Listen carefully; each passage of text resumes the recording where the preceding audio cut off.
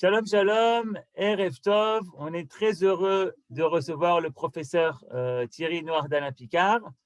Et comme c'est toujours un plaisir de l'avoir, je voulais également lui faire plaisir, puisque ça fait quelques mois que je n'ai pas lu un Halon de Shabbat. Et comme par hasard, j'ouvre un Halon de Shabbat et je vois que la chanson préférée de notre ami, c'est Bilvavi Mishkan Evne. Donc, je l'ai mis. Bechavot pour cette conférence. L'union fait la force. Bechavot, c'est à toi.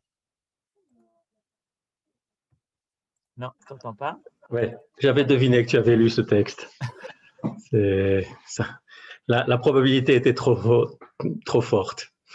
Merci en tout cas. Shalom Erev Tov. Merci à vous tous d'être là. C'est toujours un plaisir de vous voir, de vous rencontrer. À défaut d'être comme ça tellement loin, on a l'impression d'être un petit peu plus près, de se voir. Ça ne remplace pas les vraies rencontres quand on est sur place, mais c'est déjà très bien. Et il faut être très content de ce que l'on a. Si la même chose était arrivée, vous vous souvenez, en 1969, il y a eu la grippe de Hong Kong. Quelqu'un s'en souvient?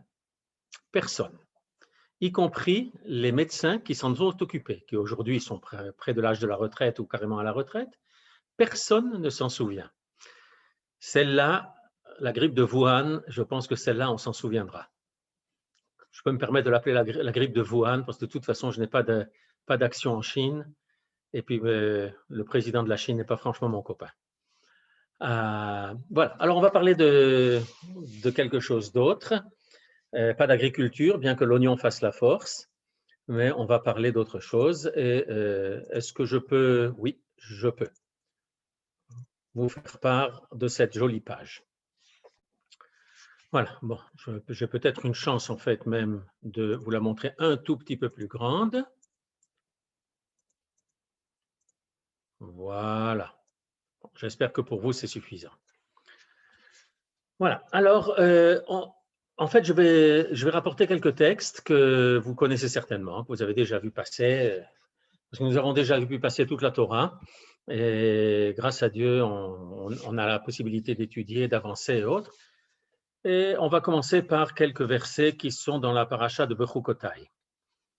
La paracha de Bechukotai est une paracha extraordinaire pour 36 000 raisons. Il y a certaines personnes qui s'en souviennent parce qu'ils pensent que pour la Tochacha qu'il y a au milieu, pour les klalotes, alors il ne faut pas monter à la Torah parce que c'est trop dangereux.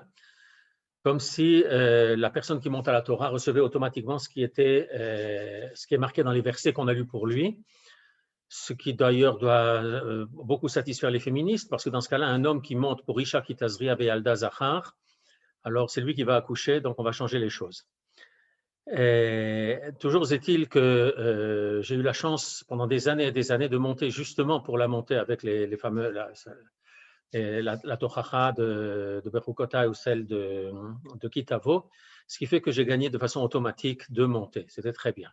Il y avait des communautés qui les donnaient à d'autres personnes pour des raisons extrêmement négatives à mon avis, mais enfin bon, moi j'en ai profité.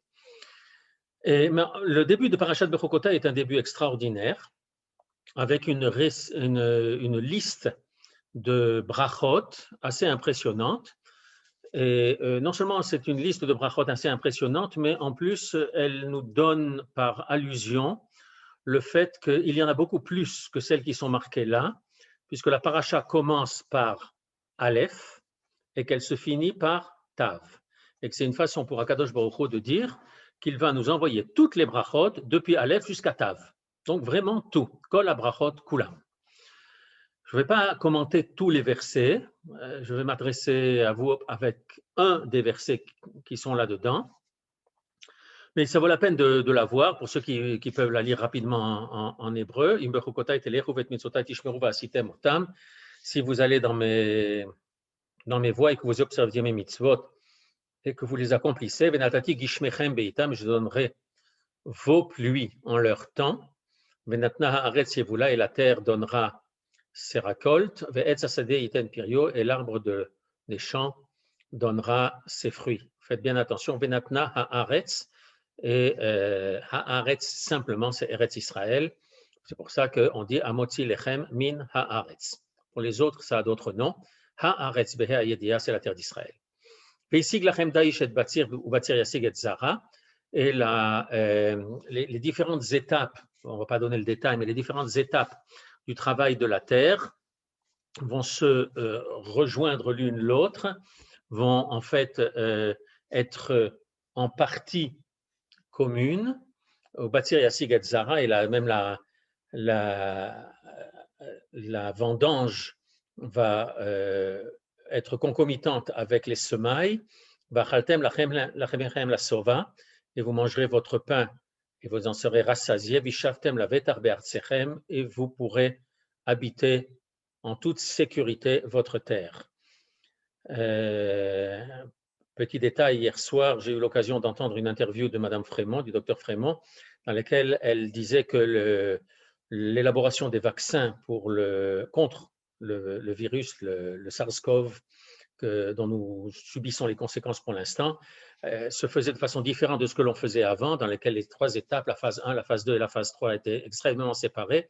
Il nous dit que cette fois-ci, on va beaucoup plus vite parce qu'on a fait la phase 2 en même temps que la phase 1, la phase 3 en même temps que la phase 2, enfin qu'il y ait une certaine concomitance, une certaine partie commune. Eh bien, on a ça ici. C'est exactement ce qui nous est décrit dans ce verset. Et ici, ce n'est pas que les étapes sont juste jouxte l'une l'autre, mais en fait qu'il y a une partie commune. Veshavtem la vetar be'artsechem, et vous pourrez résider en toute sécurité sur votre terre. Venatati shalom ba'aretz, et je donnerai donc la paix dans le pays, en terre d'Israël. Ushraftem ve'en macharit, personne ne vous effraiera. Vishbati chaya ra'a min haaretz, et j'anéantirai toutes les bêtes mauvaises, mais les bêtes féroces de la terre, vecherev lota avor be'artsechem, et aucun armement ne passera sur votre terre. Il n'est pas question là de l'absence de guerre, on est une étape plus loin, des armes même ne passent pas. Il me semble qu'il y a quelque temps, nous avions parlé de la façon dont le roi Yoshiaou était mort à la guerre. Le Paro Chagira, le pharaon, lui avait demandé la permission de passer à travers son royaume pour pouvoir aller fracasser les Assyriens, et par orgueil national, disons, le roi Yoshiaou lui avait dit, il n'en est pas question. Et il ne voulait même pas que les armées passent alors qu'il n'y avait aucun danger, il n'était pas question de lui faire la guerre, il fallait simplement un droit de passage. Il a refusé ce droit de passage, le pharaon n'en a eu cure, et il a attaqué, et il a tué en passant le roi Yoshiaou. Là, ce verset nous dit que même ça n'aura pas lieu. Pas de commerce d'armes, pas d'armes qui transitent par l'intermédiaire de la terre, une paix réelle.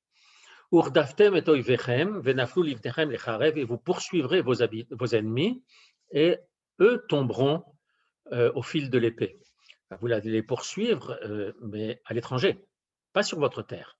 C'est-à-dire que vous allez porter la guerre sur les territoires de l'ennemi, pas sur nos territoires. Il faut bien penser qu'on ne décrit pas là une situation que nous avons connue, puisque jusqu'ici, les guerres se sont toujours passées, malheureusement, chez nous. Urdaftem et oivechem, vous poursuivrez vos ennemis, venaflu lifnechem lecharev, et ils tomberont devant vous. Veradfu mikem chamisha mea, et 5 personnes d'entre vous vont pouvoir en poursuivre 100. Umea mikem revava yirdofu, et 100 personnes de chez vous en poursuivront 10 000. Venaflu oivechem lifnechem lecharev, et vos ennemis tomberont au fil de l'épée. Ufaniti alechem veifreti etrem veirbeti etrem, et je me tournerai vers vous, je vous ferai multiplier, je vous augmenterai. Vahakimoti et beriti etechem, et j'accomplirai mon alliance avec vous. Vachaltem yashan noshan, je vais me permettre maintenant de passer à autre chose, puisque les versets qui vont m'intéresser, ou le verset qui va m'intéresser énormément, c'est Veradfu mikem chamisha mea, et 5 d'entre vous poursuivront 100 ennemis. Umea mikem revava yirdofu, et 100 d'entre vous poursuivront 10 000 ennemis. Venaflu oivechem lifnechem lecharev, et vos ennemis tomberont devant vous. Le nombre, en l'occurrence, ne jouant pas en leur faveur. Quand on lit ce verset, d'abord on en est très content, moi j'aime beaucoup cette paracha-là, mais quand on lit ces versets et qu'on les lit vite, comme c'est souvent l'occasion dans les synagogues, eh bien on passe à côté de questions extrêmement importantes. Et on va regarder ce que nous dit Rashi. Vous voyez ici, Rashi nous dit Veradfu mikem mina chalashim shebachem velo mina giborim shebachem. Parce qu'il n'est pas marqué vous allez les poursuivre, mais Veradfu mikem, c'est d'entre vous. Certaines personnes qui sont prises à l'intérieur du peuple juif et qui vont aller faire cela, et qui, Rashi, basé sur le Midrash, dit Mina chalashim shebachem, parmi les plus faibles d'entre vous, velo mina giborim shebachem. Nous sommes un mois avant Hanouka et vous connaissez tous cette chanson que l'on chante à propos des giborim, dans laquelle tout le monde pense que les giborim, ce sont les Maccabim, alors que ce ne sont pas eux. Dans la tfila de Hanouka, on dit Masata giborim beyad chalashim. Or, on sait qu'à Hanouka, Dieu a livré les armées grecques aux mains des Maccabim. Les gens qui étaient les faibles, c'était les Maccabim. En fait, les Maccabim n'avaient aucune formation militaire. C'était des Kohanim qui étaient plutôt habitués au service du Beth Amikdash. Et pourtant, ils ont su s'organiser de façon militaire efficace. Et c'est eux qui ont réussi à vaincre les armées puissantes de la superpuissance de l'époque. Passons au commentaire de Rashi qui vient juste après. Chamisha mea ou mea revava. Vous m'avez déjà entendu dire que quand nous étions plus jeunes et qu'on nous a enseigné le Chumash Rashi, avant de passer à Rashi lui-même, on nous posait la question, le Rav qui nous enseignait nous disait, à votre avis, quelle va être la difficulté de Rashi dans le verset que nous étudions? Et si jamais on n'arrivait pas à trouver, alors il nous disait, lisez le Dibur Amatril, c'est-à-dire les quelques mots qui introduisent le commentaire de Rashi. Et à ce moment-là, on devait essayer de deviner quelle va pouvoir être la réponse de Rashi.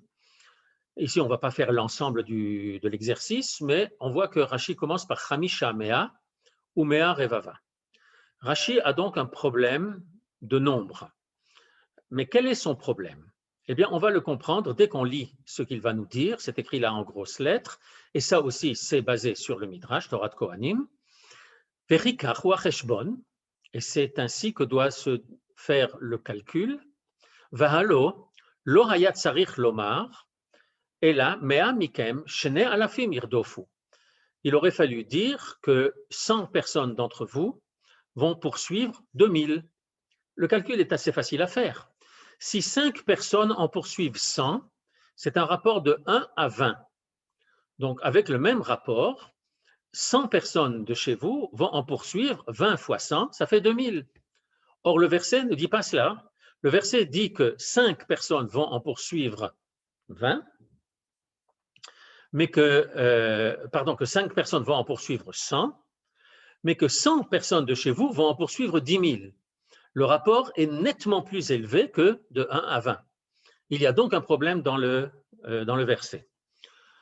Je devine bien que certains de mes collègues, parce que je les ai entendus dire des phrases de ce genre-là, pas sur ce verset, mais sur d'autres, ils avaient trouvé le moyen, enfin il y en a un au moins, qui avait trouvé le moyen de ricaner en disant que dans la Torah, on ne comprend rien au calcul.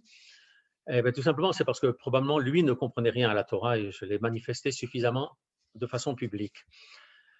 La question est une vraie question. La Torah nous dit, Veradfu chamisha mikem mea, ou mea mikem revava yirdofu, que 5 personnes d'entre vous vont en poursuivre 20, vont en poursuivre 100, donc un rapport de 1 à 20, alors que 100 personnes de chez vous en poursuivront 10 000. Le rapport n'est pas le bon. Je vais sauter ce qui est écrit en lettres plus petites, qui est un développement de ce que Rashi pense. Et on va lire la fin de son commentaire. Ela eno dome mu'atim ha'osim et Torah, la merubim ha'osim et Torah. Mais la situation dans laquelle peu de gens accomplissent la Torah ne ressemble pas à une situation dans laquelle des gens nombreux accomplissent la Torah. Si c'est seulement ce que nous avons compris au passage, c'est à peu près incompréhensible. Pourquoi Rashi écrit-il cela? C'est parfaitement évident que plus on est de fous et plus on rit. S'il y a beaucoup de gens qui accomplissent la Torah, ça fait beaucoup de mitzvot. Et si on y va de la façon dont on comprend quelquefois ce que le Rambam nous dit, quand il dit que toute personne qui accomplit une mitzvah fait pencher la balance en sa faveur, mais fait aussi pencher la balance du monde entier en sa faveur, et on a donc une impression quantitative qui est, c'est très bien. Une personne qui fait une mitzvah, c'est bien. Deux personnes qui font une mitzvah, eh bien, c'est le double, ça marche aussi bien. Exactement de la même façon qu'on se dit que s'il faut une certaine quantité de pain pour une personne qui va manger, eh bien, on en apportera le double lorsqu'il y a deux personnes qui viennent et 10 fois plus quand il y a 10 personnes qui viennent manger. Ben, dans ce cas-là, on n'a pas besoin de Rashi. Si Rashi nous dit ce qu'il est en train de nous dire, c'est qu'il y a autre chose qui se cache là derrière. Et c'est cette autre chose qui va nous intéresser et à cette autre chose dont on va essayer de tirer une compréhension. Pour arriver à comprendre, eh bien, on va revenir à la paracha que nous avons lue Shabbat matin.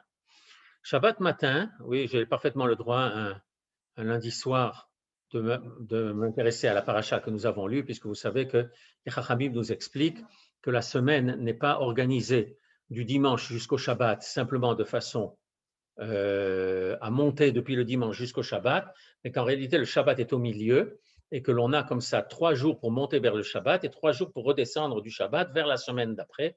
Et il y a beaucoup de processus dans notre vie qui consistent à monter vers un maximum et ensuite à redescendre. Par exemple, la tfila de Shacharit qu'on fait tous les matins, qui nous emmène depuis le Olama Asiya, depuis ce que l'on fait au quotidien, qui nous emmène à travers les Olamot, le Olama Yetzira, Olama Bria, jusqu'à Olama Atzilut pour la Tfilata Amida et Kriyata Torah. Et après, on redescend vers notre monde parce qu'on ne peut pas rester constamment au sommet avec Akadosh Baruch Hu. Mais pour Shabbat, c'est la même chose. Le Shabbat, c'est en fait le sommet. On a 3 jours pour monter vers le Shabbat et 3 jours pour redescendre du Shabbat et après reprendre un autre cycle du même genre. Shabbat, nous avons lu dans la paracha la visite de 3 anges chez Abraham et chez Sarah. Et ces 3 anges-là sont venus chacun avec une mission bien particulière. D'ailleurs, on voit bien qu'une fois que l'un des anges a annoncé à Abraham et Sarah la future naissance de Yitzhak, par la suite, il n'y a plus que 2 anges, puisque l'un des 3 a déjà accompli ce qu'il avait à accomplir. Il n'y a donc plus que 2 missions à accomplir, donc 2 anges qui y vont. Et pendant que les 2 anges, entre guillemets, restants, font leur chemin depuis Abraham, qui est à ce moment-là à Hebron, pour aller vers Sdom, là où habite Lot, eh bien, pendant ce temps-là, Akadosh Baruch Hu s'adresse à Abraham. Ce que Akadosh Baruch Hu va dire à Abraham est très, très important et on va essayer d'aller le voir ensemble.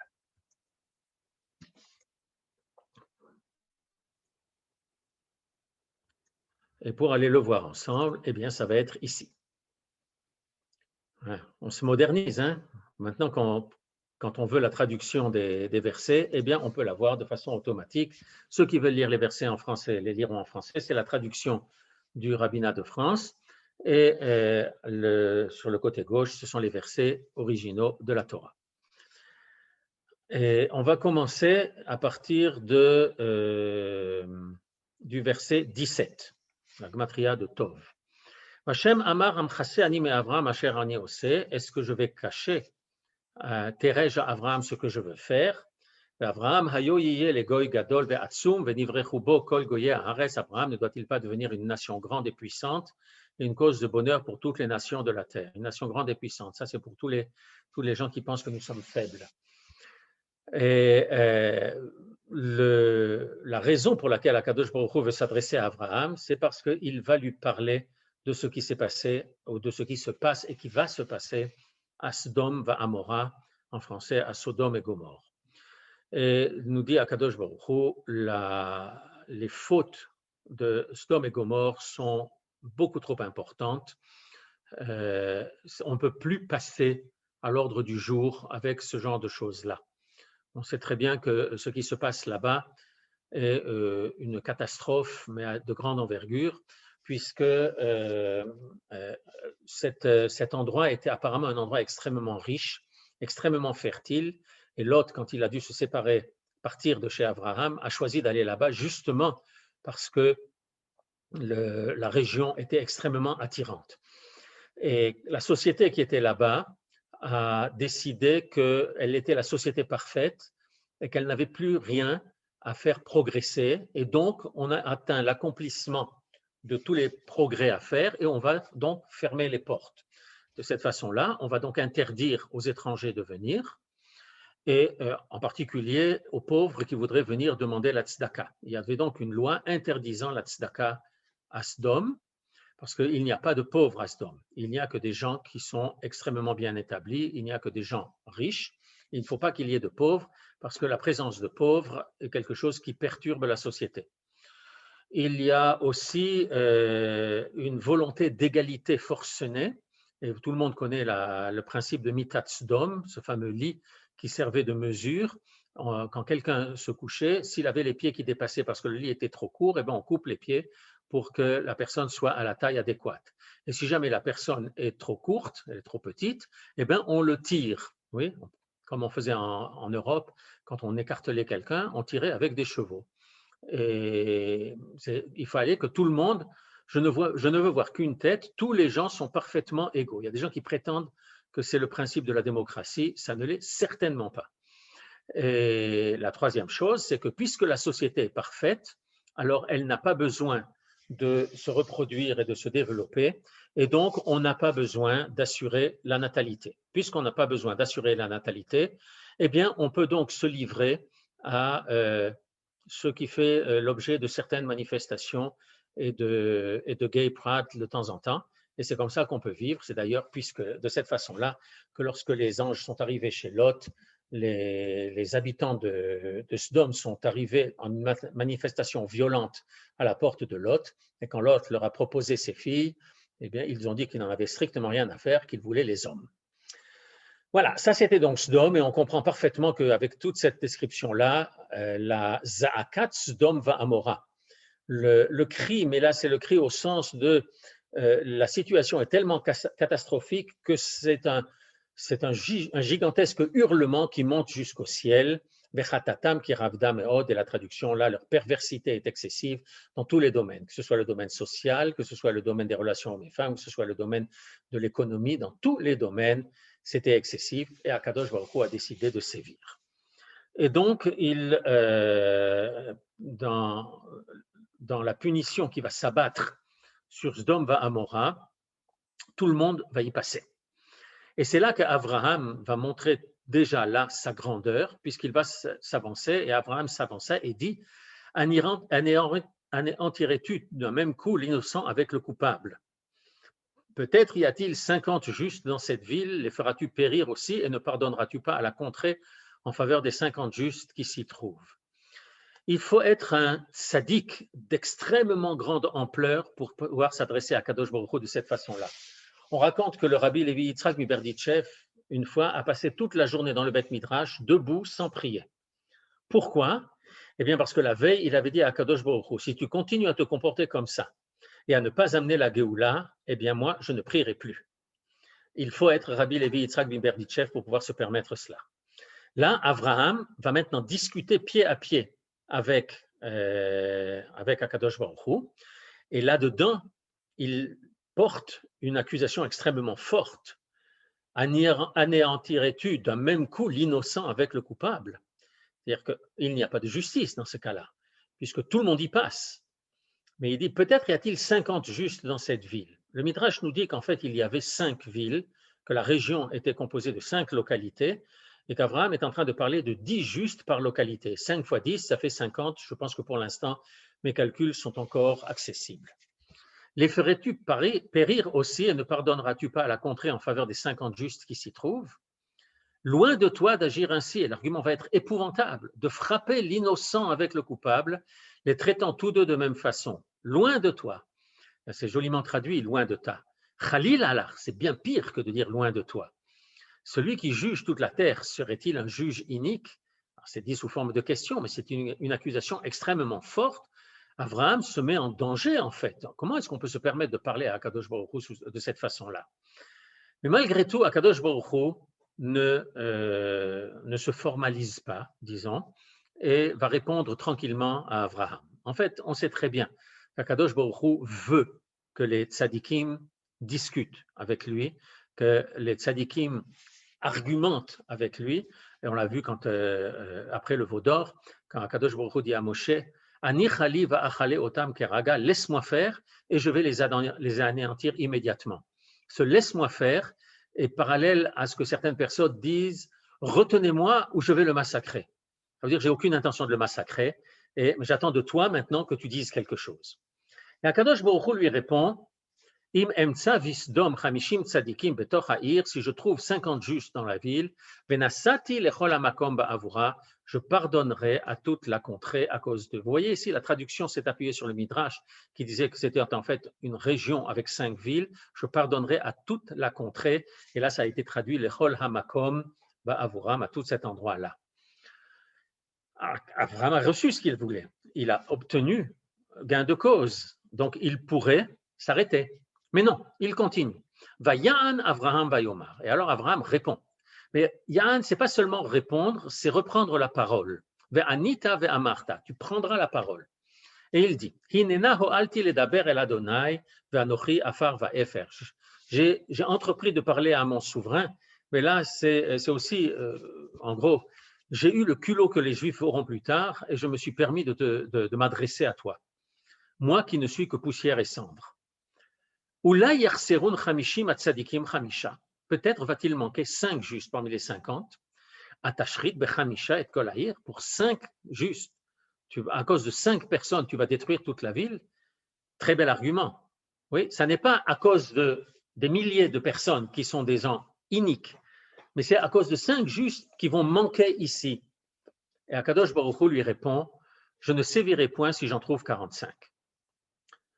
C'est intéressant. Parce qu'après, Abraham ne va pas jouer comme ça, par des sauts de 5, mais il va jouer avec des sauts différents. Et Abraham continue. Peut-être n'y en aura-t-il que 40 là-bas. Et Akadosh Baruch Hu lui dit, pour 40, je ne le ferai pas, je m'abstiendrai à cause de ces 40. 40, en fait, on fait une règle de 3. Si 50 justes peuvent sauver 5 villes, alors 40 justes en sauveront 4. Et 4 villes, c'est la majorité entre les 5. Donc, de cette façon-là, en jouant 2 fois sur les calculs, on peut arriver à sauver toute la contrée. Mais ça n'est pas non plus évident, et le verset ne dit pas que toute la contrée sera sauvée. Akadosh Baruch Hu répond, lo e'ese, je ne ferai pas.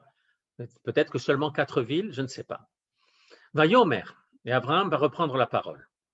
Alna yichar l'Adonai, va dabera. Peut-être n'y en aura-t-il que 30. Vayomer, et Dieu dit, lo e'ese, si je n'en trouve que 30. Vayomer, Abraham, inena ho'alti ledaber el Adonai, ulai yimatz'u sham esrim. Vayomer, lo ashrit ba'avur ha'esrim. Puisque j'ai commencé à parler, j'ai commencé à prendre la parole, alors je vais continuer, je vais oser continuer. Peut-être n'y en aura-t-il que 20. Et Dieu répond, je renoncerai à détruire en faveur de ces 20. Vayomer, et Abraham de nouveau, Alna yichar l'Adonai, ne te mets pas en colère. Vadabera achapam, mais je vais encore parler une fois. Ulai matz'u sham asara, peut-être n'y en aura-t-il que 10. Vayomer lo ashrit, Dieu a répondu, je ne détruirai pas, ba'urasa pour ces 10-là. Vayelech Hashem, et Dieu est reparti. Kacher kila ledaber el Abraham, lorsqu'il a terminé de parler à Abraham, la virgule dans le texte en hébreu n'est pas au bon endroit. Abraham shavlim komo, et Abraham est retourné à sa place. Là, c'est traduit à sa demeure, il est retourné chez lui à Hebron, mais c'est peut-être aussi qu'il s'est remis lui-même à sa place, il a arrêté d'argumenter avec Akadosh Baruch Hu. Faisons bien attention, la plaidoirie a commencé avec 50, puis 45, puis 40, 30, 20, 10, et elle s'est arrêtée à 10. Qu'est-ce qui empêchait Abraham de continuer à discuter? Puisqu'on voit quelquefois qu'un tzaddik arrive à sauver, peut-être que non. Ça n'est pas si simple que cela. Et en fait, il se passe quelque chose avec ces nombres-là. Que se passe-t-il?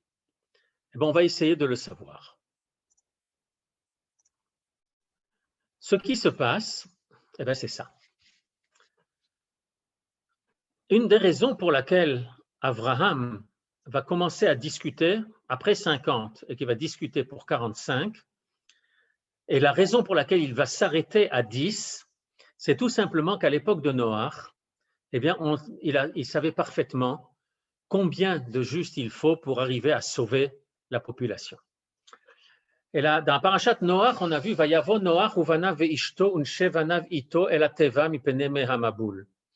Et Noach et ses fils et sa femme et les épouses de ses fils sont venus avec lui dans la Teva, dans l'arche, mipene mehamaboul, à cause des eaux du déluge. Combien de justes y avait-il dans cette génération? Il y en avait 8. Noach et ses fils, ça fait 4, et leurs épouses respectives encore 4, ça fait 8 justes. Or, on sait qu'il existe une halakha, ou du moins une déa, c'est une opinion dans la halakha qui a été très rarement appliquée, et que le Rav Eliezer Melamed rapporte dans Penine Halakha, qui dit la chose suivante. Il peut arriver que dans un endroit, on n'arrive pas à obtenir un minyan et qu'on trouve un minyan avec 9 personnes seulement. Ceux qui peuvent le lire en hébreu ont le texte devant eux. Et qu'on peut avoir un minyan avec 9 personnes seulement. Et dans ces cas-là, on peut prendre un enfant qui n'a pas encore 13 ans. En général, c'est quelqu'un qui aura peut-être 10 ans, 11 ans, 12 ans, avec un chumash dans la main. Et de cette façon-là, il va compléter le minyan. Je connais quelqu'un qui a été cet enfant-là. Il venait d'une ville de Roumanie avec un Beth Knesset de 3000 personnes. Après la Shoah, il n'y avait plus minyan. Et quand il était, lui, enfant, avant sa bar mitzvah, il a été, lui, l'enfant qui portait un chumash dans sa main pour compléter le minyan. Donc, c'est un cas qui s'est retrouvé, où des communautés n'ont pas eu le choix que d'observer cela. Une autre opinion dans la halakha est quand il y a 9 personnes dans le Beth Knesset, alors on va ouvrir le Echal et le Sefer Torah, en fait, le représentant de la Shrina, va compléter le minyan. Eh bien, cette halakha-là était connue de Abraham. Et quand il a regardé ce qui se passait avec Noach, il a vu qu'il y avait 8 justes. Et que même s'il demande à Kadosh Baruch Hu, eh bien, joins-toi, et sois toi le complément du quorum nécessaire pour que toute la contrée soit sauvée, on n'arrivait qu'à 9 et pas à 10. Et moins de 10, ça n'est pas suffisant pour que l'on puisse arriver à sauver toute la contrée. C'est pour cela qu'Abraham s'est arrêté quand il est arrivé au nombre 10 et n'a pas essayé plus loin. Il savait que ça, c'était inutile. Alors pourquoi, au tout début, a-t-il discuté avec Akadosh Baruch Hu, a-t-il plaidé le passage de 50 à 45? Eh bien parce que si 50 justes peuvent sauver, ça fait 10 justes par ville, alors 45, ça va faire 9 justes par ville. Et il lui dit, toi, Akadosh Baruch Hu, tu peux être le 10e dans chacune de ces villes, puisque de toute façon, Melo Kol Haaretz Kevodo. Alors, ce n'est pas que toi, tu vas être dans un endroit et pas dans les autres, mais tu peux très bien compléter dans tous les autres. Et Akadosh Baruch Hu lui répond, d'accord, je vais le faire comme ça. Et après cela, Abraham va passer à 40. Pourquoi va-t-il passer à 40? Eh bien, je vous ai fait le calcul rapidement d'une règle de 3 qui nous dit que si 50 justes peuvent sauver 5 villes, alors si on n'a pas tout cela, alors une règle de 3 va nous dire que 40 justes vont pouvoir en libérer 40, en sauver 40. Et par la suite, si pour 40 ça marche, alors 30 vont pouvoir en sauver 3. Et puis si ça marche pour 30, on peut continuer comme cela, alors 20 vont en sauver 2 et 10 vont en sauver 1. Mais en réalité, 10 vont en sauver 1, on le savait déjà. Et alors le Ramban, sur ces versets-là, vient nous dire, minute, il y a quelque chose qui ne tourne pas rond là. Et ce qui ne tourne pas rond, c'est que si tu as obtenu d'Akadosh Baruch Hu que 50 justes puissent sauver 5 villes, alors tu vas faire une règle de 3 et 40 justes vont sauver 4 villes et 30 justes vont en sauver 3 et ainsi de suite. Je pense quand même qu'Akadosh Baruch Hu sait compter aussi bien qu'Abraham, et donc cette filote-là d'Abraham, c'est ce que l'on appelle tfilat shav, une tfila inutile. On ne demande pas à Akadosh Baruch Hu quelque chose soit qui a déjà eu lieu, et on connaît ces exemples-là dans la Gemara, dans Masechet Brachot, celui qui rentre dans une ville, qui entend des cris, la ville n'est pas forcément Téhéran, mais c'est des cris persans qu'il entend, et il dit Yehi Ratson chez Zelo Yiyeh Beveiti, que ces cris-là ne soient pas dans ma maison. Ils ont déjà été poussés, ces cris, et ils sont déjà quelque part. Que dans ta maison, pas dans ta maison, de toute façon, c'est un événement qui a eu lieu. Cette fila est une fila parfaitement inutile. Le deuxième exemple qui est cité par la Gemara, c'est quand quelqu'un dont l'épouse est enceinte et qu'elle est dans une grossesse bien avancée, et il prie pour qu'elle ait un garçon. Et la Gemara donne ça comme exemple de tfila inutile, parce que la chose a déjà été décidée. Donc, on a là un cas, on a là 5 cas dans lesquels on peut accuser Abraham de prier des tfilotes parfaitement inutiles, puisqu'Akadosh Baruch Hu l'a donné. Mais en réalité, ça ne marche pas comme ça. Ça ne marche pas comme ça, et les calculs faits par la Torah, ou les calculs auxquels la Torah fait allusion, ne marchent pas de cette façon linéaire. Mais les choses sont un petit peu plus compliquées que ce que l'on croit. J'espère que ceux qui peuvent le lire ont lu maintenant le Ramban, et on va pouvoir passer à autre chose. Et ce à quoi on va passer, c'est Pirkei Avot. Que nous dit Pirkei Avot? Rabbi Chalafta ben Dosa, ish kfar Hanania Omer. Asara sheyoshvim ve'oskim batorah, shchina shruya benehem, shene'emar, la Mishnah nous ramène un pasuk. Si 10 hommes sont assis ensemble et ça donne à l'étude de la Torah, la Shrina, la présence divine, résidera au milieu d'eux. Là, on le traduit au futur, probablement pour des raisons de style en français, mais Shrina Benehem, la Mishnah le dit au présent. Elle est là. Uminayin afilu chamisha, sheneemar va'agudato al eretz yesada, même s'il y en a 5, la Shrina est là. Et même s'il y en a 3, et même s'il y en a 2, et ainsi de suite, vous pouvez voir cette Mishnah qui vient nous le dire. Mais pourquoi la Mishnah éprouve-t-elle le besoin de nous le dire de cette façon-là? En fait, elle est prudente et elle ne quantifie pas la présence de la Shrina. D'abord, c'est inquantifiable. Dieu est infini. Et d'autre part, le fait que la Shrina soit là, ça voudrait donc dire qu'elle est là et qu'elle est là tout entière. Donc, de toute façon, que ce soit pour 10 hommes assis ensemble, pour 5, pour 2, pour 3, pour 2, et ainsi de suite, le résultat devrait être exactement le même.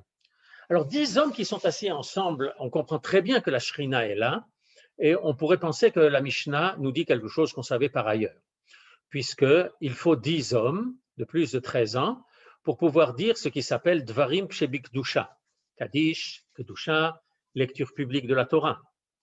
Alors, pourquoi la Mishnah nous parle-t-elle de cela? Eh bien, parce que avant même qu'on analyse un petit peu cette superbe image, je vais essayer de vous rappeler quelque chose dont j'imagine que certains d'entre nous l'ont fait. À l'époque où nous étions un petit peu plus jeunes que maintenant, il y a quelques années, pour certains d'entre nous, c'est il y a 1 an, 2 ans, pour d'autres, c'est il y a 4 ou 5 ans. Je me souviens très bien qu'être rentré de l'école avec des amis, on revenait tout comme ça, tous les garçons qui habitions le quartier, et bien évidemment, quand on rentrait de l'école, la première chose qu'on faisait, c'était déposer le cartable à la maison, on se changeait pour se mettre en short, et on sortait jouer au football dans la rue. À l'époque, il n'y avait pas tellement de voitures, on pouvait jouer au football dans la rue, et les entrées de garage qui se faisaient face nous servaient de cage pour les buts. Mais une fois, une voiture s'est plantée justement à cet endroit-là, elle s'est garée là. Eh bien, on s'est tous mis ensemble, on a soulevé la voiture et on l'a déplacée. Or, j'imagine que vous avez déjà vu ce genre de choses-là, une voiture qui pèse 600 ou 700 kilos ou quelquefois 1 tonne, on peut se mettre à 5 ou à 8 ou autre. Aucun d'entre nous n'est capable de soulever à lui tout seul 100 kilos et pourtant à 6 personnes, on a déplacé une voiture de 600 kilos. Comment ça marche? C'est très, très étonnant et pourtant, on a réussi à le faire. Eh bien, regardez ce Beth Midrash que vous avez face à vous. Tous ces garçons qui sont assis dans le Beth Midrash sont en train d'étudier. Certains sont en train d'étudier seuls, comme ce garçon que nous voyons face à nous avec sa Gemara dans les mains, et d'autres sont en train d'étudier à 2, comme ces 2-là. Oui. On voit d'autres groupes de 2, mais il y a là-bas un groupe où ils sont un petit peu plus nombreux. Mais en fait, globalement, dans l'ensemble de ce Beth Midrash-là, on a quelques dizaines de personnes qui sont en train d'étudier. Eh bien, en fait, ce qui se passe, c'est que, regardez bien ce qui se passe dans une chavruta. Dans une chavruta, les 2 garçons étudient ensemble, oui. Mais à chaque fois, il y en a un qui va poser une question à l'autre, ou il y en a un qui va expliquer à l'autre ce qu'il a compris, et le deuxième va argumenter contre, ou va lui poser une question en retour. Et il va y avoir quelque chose qui va émerger de cette étude ensemble. Et en fait, ce qui se passe, c'est que chacun va faire sortir ce qu'on appelle en hébreu les rotsi mina koach el hapoal. Il va faire sortir de l'autre énormément de choses qui restent en potentiel. Quand nous étudions seuls, en fait, c'est notre potentiel à nous qui est là, mais personne n'est là pour nous le faire sortir. Un enseignant qui est là face à sa classe et qui interroge les élèves et qui après leur dit « un tel, donne-moi la réponse ». Et quand il n'a pas la réponse, va s'adresser à un autre. En fait, il a donné la question à tout le monde a pensé, tout le monde a quelque chose à dire, enfin on espère, et par la suite, quelque chose va se passer. Et les uns vont enrichir les autres. En fait, ce qui se passe, et c'est ça ce que la Mishnah nous décrit, c'est que là, dans ce cas-là, chacun va faire sortir mina koach el hapoal ce qui est chez tous les autres. Alors on va se retrouver avec 50 justes qui peuvent obtenir la rédemption ou au moins l'annulation du décret divin sur les 5 villes de la région de Sodome. Mais sur ces 50 justes, en fait, chacun des 50 fait sortir min hakoach el hapoal, du potentiel vers quelque chose d'effectif, tout ce qui est inclus chez les 49 autres. Ça fait une puissance énorme. Vous pouvez en fait imaginer que l'on ait une situation comme celle-là. Et on va de nouveau essayer de regarder quelque chose d'autre. Si je dessine là un polygone dont les sommets vont représenter ces personnes qui étudient ensemble. On a donc 10 personnes qui étudient ensemble. Mais maintenant, chacune de ces personnes-là, oui, la personne qui est en A va faire sortir tout le potentiel qui est en B, qui est en C, qui est en D, qui est en E. Ah, ça, pas bien comme ça. Et ainsi de suite. Mais celui qui est en B va faire sortir de A un certain nombre de choses, mais il va aussi faire sortir de C, et il va aussi faire sortir de D, et il va faire sortir de E, et il va faire sortir de F, et il va faire sortir de G, et ainsi de suite. Et tous vont faire sortir de tous les autres. Et vous voyez que petit à petit, mes diagonales remplissent toute l'air qui est là. C'est en fait une petite façon de montrer ce que l'on est capable de voir là, que les 10 personnes qui sont là, avec ce qu'elles sortent les uns des autres, arrivent petit à petit à faire sortir mina koach el hapoal, ce qui est chez tous les autres. Et c'est en fait ça, ce que la Mishnah nous dit. Et ce qu'elle nous dit, c'est si 10 personnes sont assises ensemble et ça donne à l'étude de la Torah, la Shrina est avec eux, la Shrina est présente et elle remplit bien. Mais si 50 personnes maintenant, pour les fameux tzadikim pour lesquels Abraham est en train de plaider, si ces 50 tzadikim sont là, alors les 50 font sortir mina koach el hapoal, ce qui est inclus chez les autres, et ce qui est le supplément que l'on a de cette extraction de potentiel, eh bien, on n'en connaît pas la règle, on n'en connaît pas les principes, ce qui fait que peut-être que si on n'a que 40 justes, eh bien, le supplément de ces 40 n'est en réalité pas suffisant pour sauver 4 villes. Peut-être que la règle qui permet de faire ces calculs-là est une règle inconnue, et qu'en réalité, les choses ne se font pas de façon linéaire, mais d'une autre façon. Et il est très possible que si 50 justes peuvent sauver 5 villes, il n'y a pas assez de puissance dans 40 justes pour en sauver 4. Et alors, Abraham vient prier, vient rajouter toute sa puissance à lui, tous ses mérites, toutes ses possibilités, et il vient plaider pour que Akadosh Baruch Hu accepte que, au cas où 40 justes n'aient pas suffisamment de puissance pour sauver 4 villes, Bechol Zot, Akadosh Baruch Hu accepte. Mais une fois qu'il a obtenu cela, puisqu'on ne connaît pas cette règle et qu'on ne sait pas, peut-être que si 40 justes en toute équité, peuvent sauver les villes. Peut-être que 30, avec ce qu'ils vont rajouter, Minakoach et la Poal, ne suffiront pas pour sauver 3 villes. Et il faut donc qu'Abraham vienne prier, il faut qu'Abraham vienne plaider pied à pied avec Akadosh Baruch Hu pour que cette chose-là se fasse. Et Akadosh Baruch Hu accepte. Et une fois qu'Abraham a obtenu cela pour 30, alors il va passer à 20 avec le même principe, que peut-être que la puissance de 30 va suffire pour sauver 3 villes, mais que les suppléments de Koach et la Poal qu'il y a avec 20, eux seront trop faibles de façon à pouvoir en sauver 2 villes, et Abraham intervient.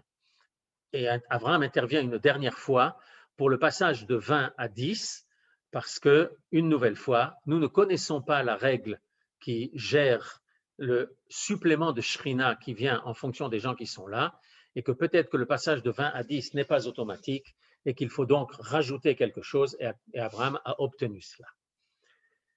Bien, Moraï Verabotai, c'est en fait ça ce que vient nous dire la Mishnah, et c'est ça ce que vient nous dire Rashi. Quand Rashi vient nous dire Lo domim hameatim aosim et Torah, la merubim aosim et Torah, Rashi ne vient pas nous faire un calcul de comptable. Il vient nous faire un calcul de Talmid Chacham. Et il dit, si vous êtes un petit nombre, alors ce petit nombre, n personnes, vont faire sortir tout le potentiel qu'il y a dans les n-1 autres. Mais seulement s'il y a plus que n personnes, ça va faire sortir beaucoup plus de potentiel et peut-être pas de façon arithmétique nous donner la quantité, mais qu'en réalité, il y en a beaucoup plus. Un petit peu ce que je vous ai raconté avec l'histoire de cette voiture qu'on avait déplacée.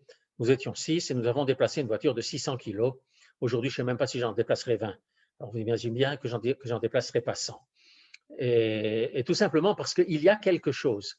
Et même physiquement parlant, on voit bien que ça marche puisqu'on l'a fait. Et il est évident que quand on parle de Kedusha et de présence divine, le Berov Am Hadrat Melech, ça n'est pas simplement un slogan de publicitaire que lorsque le public est nombreux, c'est comme cela que l'on proclame la gloire du roi, mais tout simplement parce qu'il y a effectivement quelque chose qui se passe. Ça m'arrive quelquefois de rentrer comme ça dans un Beth Midrash. Maintenant on a un petit peu l'impression que c'était dans un précédent Gilgul, dans une vie précédente, où on pouvait rentrer dans un Beth Midrash et le voir plein de garçons en train d'étudier. Mais Ezrat Hashem, que bientôt on puisse le revoir très rapidement. Et je vous le dis honnêtement, très souvent au Machon Lev, ça m'est arrivé d'aller au Beth Midrash et de m'arrêter tout simplement à l'entrée du Beth Midrash et de voir tous ces garçons. Cette photo-là ne vient pas du Machon Lev. Je n'ai pas eu le temps d'en chercher une du Machon. Mais de voir tous ces garçons en train d'étudier, il y a une puissance dans le Beth Midrash qui est une puissance énorme. Alors, l'étude, c'est clair que l'étude de ce garçon est une étude puissante et de qualité. Mais regardez bien, c'est une étude qui se fait dans un cadre collectif. Et donc, même quand maintenant il est en train de regarder seul sa Gemara, malgré tout, c'est quelque chose qui va donner ses conséquences dans ses conclusions, dans ses conversations, dans son étude dans laquelle il va revenir étudier avec sa Chavruta, ou quand ils vont étudier plus en groupe, ou quand quelqu'un va proposer quelque chose. C'est ce que nous dit Rashi. Et c'est ce qui donne la puissance de Tzahal, parce qu'en termes de nombre, ça n'est pas ça qui dicte la raison. Et c'est quand nous sommes tous très nombreux pour pouvoir faire ce que nous avons à faire, alors chacun fait sortir Mina Koach et la Poal, ce qui est inclus chez tous les autres. Et si par exemple nous sommes maintenant, et c'est ce que m'indique Zoom, si nous sommes 86, chacun des 86 d'entre nous, et peut-être nous sommes un petit peu plus parce que vraisemblablement face à certaines caméras il y a plus d'une personne, mais au moins, allons avec ce 86, ces 86 font sortir un potentiel énorme des 85 autres. Je vous laisse faire le calcul, moi je ne sais pas le faire de tête, mais c'est assez énorme. Enfin, 85 au carré, ça fait 8 fois 9, ça fait 7225. Vous rajoutez encore une fois 85, on est déjà à un nombre extrêmement élevé. Et c'est cela que nous avons fait. Shrina Benehem, même à travers les électrons que nous utilisons là maintenant, même à travers toutes ces choses-là, on fait arriver une puissance énorme. C'est ce qui se passe à chaque fois que Am Israël se réunit, qu'Am Israël est ensemble, qu'Am Israël fait des choses ensemble, avec Am Israël à Osim et à Torah, qu'il accomplit la Torah.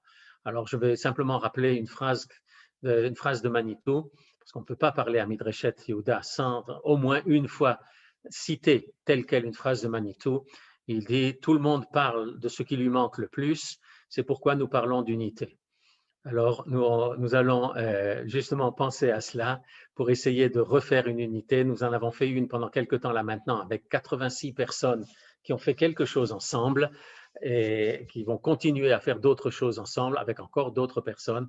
Et cette réunion, cette puissance qui est là, c'est celle qui fait que Am Israël arrive à progresser et qu'Am Israël va finir par faire arriver la Géoula, Bimera, Beyamenu. Amen.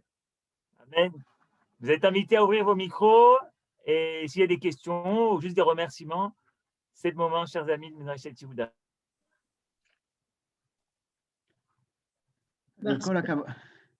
Kol hakavod, monsieur le professeur.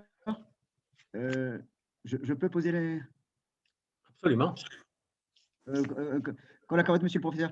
J'avais jamais abordé ce pshat de l'approche d'Abraham avec les deux villes, enfin avec les deux villes, avec les 5 villes, parce que c'est Rachid qui dit que ça faisait 5 villes, parce que 10, 50, etc. Par contre, ça m'a suggéré une remarque. Tout de suite après, dans la paracha qu'on a lue la semaine dernière, il y a marqué Vayi acharea devarim haele, juste avant la Hakeda. De tête, Oui. je cite. Ça veut dire que, Oui. après ce qui s'est passé, et la question qui m'est venue, c'est que il négocie pour toutes ces villes, etc., 40, 50, etc., mais pour son fils, il négocie pas. Quand je me il dit voilà, il faut prendre le il faut prendre le bois, il faut prendre le feu, il faut trouver, etc. Et là, subitement, puisque Vaï, alors en général, Vaï introduit toujours une bonne nouvelle, puisqu'on connaît la suite de la Ah non. Veraya, pas Vaïe. Vaïe, justement, non. Non, pardon, excusez-moi, j'ai compris, c'est Veraya, pardon, c'est Veraya, ça y est. Oui. Alors, à ce moment-là, je vous entendais, et il ne négocie pas pour dire. Il négocie ça pour Sdom et pas pour Yitzhak, oui. Bon.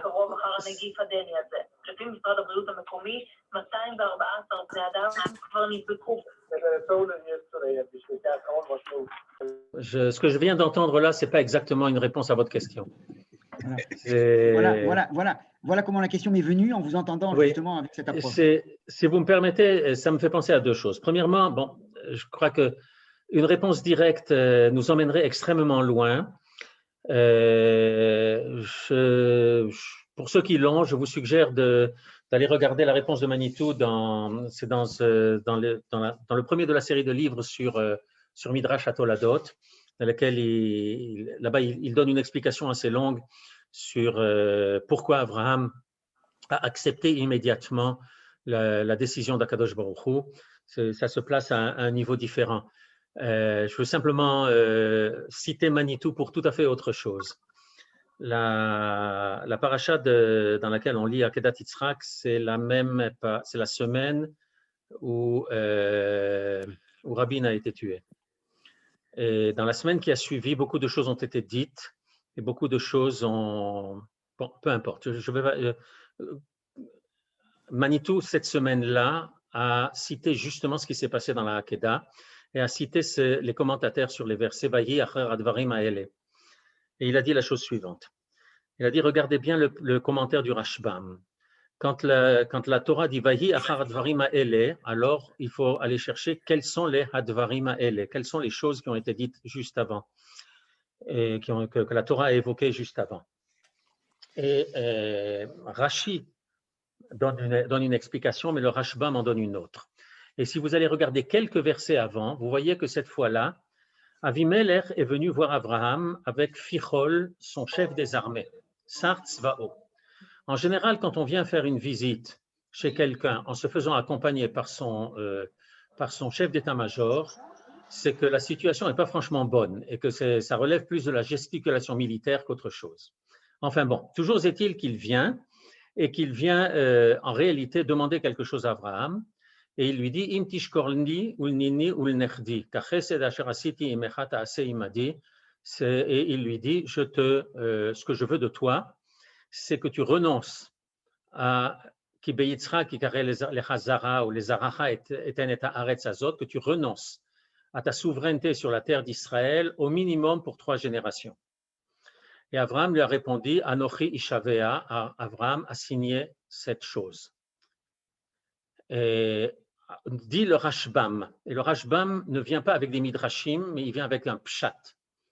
Et il dit la chose suivante.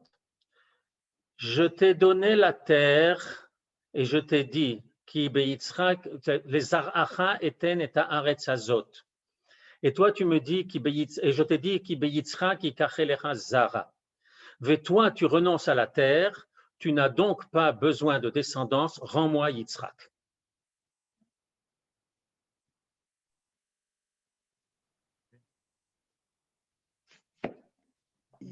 Razak, c'est ce que j'avais lu. Pas de moi. Alors effectivement. Là, je cite Manitou.